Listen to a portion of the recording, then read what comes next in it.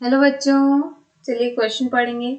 Question में लिखा है column of water with in xylem vessels of tall trees does not break under its own weight because of A. Lignification of xylem vessels, B. Positive root pressure, C. Dissolved sugars in water, या फिर D. Tensile strength।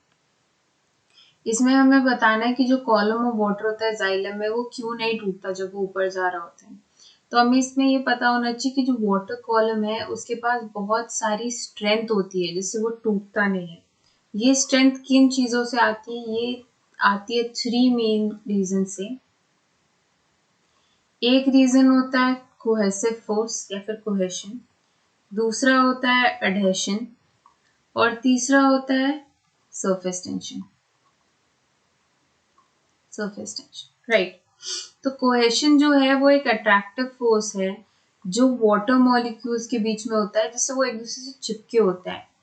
अडहेशन जो है वो एक attractive force है water और xylem के बीच में, जो जिससे वाटर जाइलम से चिपका रहता है, तो वो ऐसे स्ट्रीम में बहता है, वो टूटता नहीं है।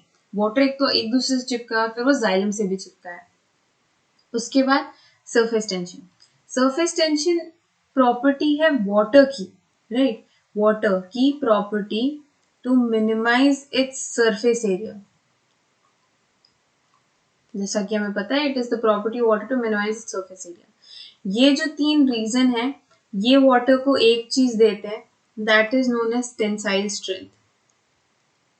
Tensile strength to the water column, जिसकी वजह से वाटर कॉलम जो है वो टूटता नहीं है और वो एक स्ट्रीम की तरह ऊपर बहता जाता है।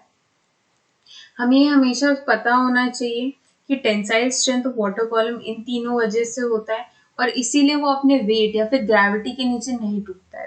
तो हम देख सकते हैं इसका सीधा सीधा आंसर जो है वो होगा option D, tensile strength of water, right.